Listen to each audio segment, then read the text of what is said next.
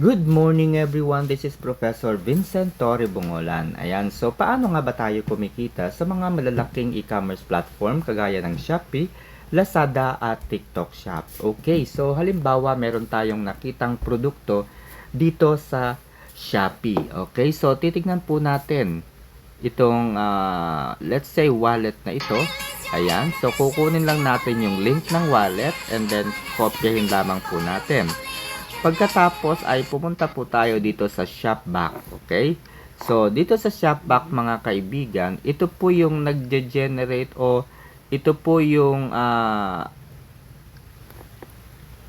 ayan, link item, okay, retry. So, may mga item po, no, na hindi po nalilink, no, at hindi po namomonitor ng Shopback. So, ibig sabihin, hindi po partner ng Shopback yung isang produkto na nakita natin. Okay? So, itry po natin itong, let's say, yan, copy link. And then, Shopback po tayo. Ipe-paste po natin. Ayan. So, pansinin nyo po, link successfully. So, ang gagawin po natin ay isa-shop natin ito. So, mareredirect po tayo at meron ditong notification guys na tinatrack po ng Shopback yung ating binili. So, when we buy now, ay makakakuha tayo ng points mula sa Shopback. Okay, ang tanong dito, paano tayo nagkakapera sa Shopback? Diba? O cashback kung tawagin. So, ayan guys. Ganun lamang po kadali ang kumita dito sa e-commerce platform na Shopee, Lazada, and TikTok Shop. Wala po itong pinagkaiba sa Novalucia. Sa Novalucia mga kaibigan, pinagsama na po, no? Pinagsama na po ang ganitong business model. Hindi na po kailangan pa ng iba pang mga third party para nang sa gayon ay kikita tayo, no? Sa Novalucia, nandito na po lahat, no, ng mga paraan para kumita.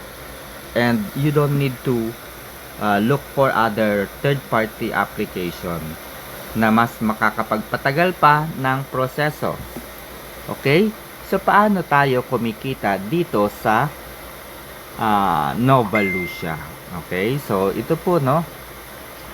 As you can see mga kaibigan, meron tayong 292.13 and meron tayong balance na 31,017.69. Pag pumunta po tayo dito sa home button, makikita po natin yung reward claim. Okay? So, ang gagawin po natin ay ikukurin natin itong reward na ito. Ito po yung income natin na na-degenerate araw-araw. Dahil sa pag-participate natin sa group buying activity ng Novalucia.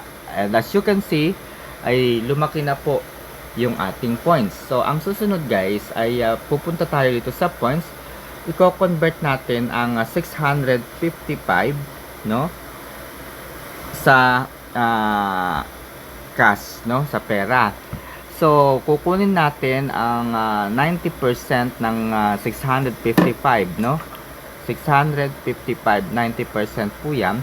And, as you can see, ang natira po sa ating points ay 65 na lamang. And then, yung 589 ay napunta na po dito sa ating balance. Okay? So, ganyan po ang paraan ng pagkita sa Novalucia. Ngayon, nasaan? Bakit tayo nagka-points? Bakit tayo nagka-points, nagka-reward? Ano ba yung ginawa natin? Okay, ganito po tayo. Kaya nagkaroon tayo ng points at nagka-reward po tayo dahil nag-participate po tayo sa group buying activity ng Novalucia. Okay, so dito po muna tayo sa Plus Elite. Okay, so as you can see, 1,400 po itong halaga ng isang air bike na ito. And ito po ay mayroong 60% discount. Okay? So, dito po ay 100 participants yung possible na mag-join, no? Mag-join po sa bidding. Okay, yes, tama po. Ibibidding po ang air bike na ito sa 100 participants. Pagdating po ng 11 ng gabi, ito po ay iraraffle. Isa pong mapalad na buyer ang magwawagi at mag-uuwi ng bisikletang ito. Okay? So, magjo-join po tayo. Okay? Ayan. So, magjo-join po tayo at ayan. Naka-join na po tayo. Ibig sabihin, meron na po tayong points doon na makukuha kung sakaling tayo po ay matalo. Halimbawa, another. As you can see, magjo-join po tayo dito sa foldable table. And meron po itong 18 points na reward. Okay? So, as you can see, nasa baba po, 18 points po na reward. So, magaganap po mga kaibigan ang raffle ganap na 11 ng gabi. And by 12 ay mag-uumpisa na pong bumalik, no? 12 onwards ang ating capital, no, na ginamit, yung 1,480 natin, ito na ginagamit natin sa pagsali sa bidding, ay babalik po yan, no? Mag-uumpisa po ng 12 ng gabi hanggang madaling araw, no? Kung tayo po ay hindi pinalad na mabunot o mapili sa raffle. Okay? So, kung hindi po tayo nabunot o napili sa raffle, ay hindi po tayo, kumbaga, matatalo. Bakit? Kasi po, kapag natalo tayo sa raffle, yung points na nakikita po ninyo dito, every time na nagjo-join tayo, yung points po ha, yung 18 points na yan, ay mapupunta po doon sa ating dashboard. Okay? Mapupunta po sa ating points yung dashboard, and yung capital po na ginamit natin to join this bidding will return back to our balance. Okay? Babalik po sa ating balance yung pera na ginagamit natin. Okay?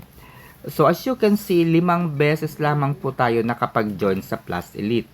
So, magjo-join po ulit tayo dito sa Plus Max, and meron naman po itong 13 points na matatanggap. Okay?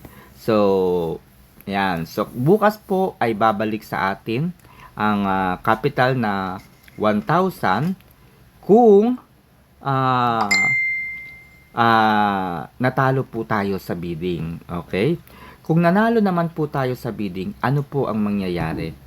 Meron po tayong option para isauli yung produkto na ating nakuha o napili o naibigay sa atin. Okay? May option tayo para isauli yung produkto na napanalunan natin. Pero, hindi po natin ito, kumbaga hindi po tayo makakatanggap ng rewards for that. Dahil nanalo na po tayo eh. Meron na tayong points na nakuha. Kumbaga may discount na po tayo. Napakalaking discount na po yung nakuha natin. Tapos, hindi natin tinanggap yung isang produkto. Hindi na po natin, kumbaga, hindi na po yun problema ng Nova Lucia, di ba? So, kasi nga, nag-raffle, nanalo, hindi natin tinanggap. So, sa tingin po ninyo, sino po yung may kasalanan doon? Nakuha natin yung produkto na mayroong napakalaking discount. Di ba? Tapos, hindi natin tatanggapin. So, hindi na po tayo magkakaroon ng points doon. So, sa madaling salita, mga kaibigan, kapag nag-join po tayo dito sa group buying activity na ito, and natalo po tayo, doon po tayo magkakaroon ng points. Dahil, parang sabihin na nating pakonsuelo because we join, no? We join this activity. And therefore, dahil sumali tayo sa ganitong activity, there is attraction, no? Na-generate po ng AI yung ating activity. Yung galaw natin sa website na ito, sa application na ito, ay na-monitor po ng artificial intelligence. And because of the artificial intelligence noticed, no, na meron tayong activity, this can be converted into cash. So that answers the question na saan kumukuha ng pera ang Nova Lucia to give us the rewards. Now, the same thing with Shopback. Saan po kumukuha ng pera ang Shopback? Gayong ginagamit lamang niya yung link mula sa Shopee, mula sa Lazada, TikTok Shop. Pero bakit nakakakuha tayo ng points sa Shopback? So, the same thing. Meron pong traction of users. Meron pong activity, no? Doon sa system. Okay? So, yun po. Nako-convert po iyon into cash. Pangalawa, kapag nag-upload tayo ng ating videos sa YouTube, we are earning money. No? Because of the engagement. Because of the comments from the people. Because of the views of the people. It doesn't necessary kung mag-comment po sila o hindi. As long as they watch the video that you uploaded on YouTube, kumikita po tayo. The same thing with Facebook. No, mag-upload tayo ng image, ng photo, meron po tayong income. Mag-upload tayo ng short videos sa Reels natin and even sa ating Facebook account, we are earning money from Facebook. And the same thing din dito sa Novalucia. If there is attraction from the user, this can be converted into cash. Okay? So, since nakapag-join na tayo sa group buying activity, ngayon naman mga kaibigan, ay ituturo ko sa inyo kung paano mag-withdraw. Okay? So, kahapon ay nakapag-withdraw tayo. I-check natin yung withdrawal na balance. And as you can see, meron tayong withdrawal na 10,629. Okay? Kahapon po ito dumating. And then, yung nakaraan ay 4,000. So, ngayon ay magwi-withdraw ulit tayo. Okay? So, panahon na po ngayon ng pagwi-withdraw kasi nga, nakapagtanim na tayo eh. So, ibig sabihin, tumatanggap na lamang tayo ng income araw-araw. So, ang gagawin natin ay magwi-withdraw tayo. Ayan. Ayan. So, wala tayong ititira syempre. 14,207. Okay, tingnan natin. Ayan, so withdrawal request submitted. Okay. So as you can see, 0.63 na lang yung natitira sa atin. Okay, so tingnan natin yung kahapon no na video na ni-record natin. Okay, kasi nasa isang cellphone ko yung GCash kung saan nandoon po yung ating withdrawal account. Alright, so ito po yung ating transaction sa GCash. So napansin nyo po no, cash in from PayMongo. Ayan, so 10,629.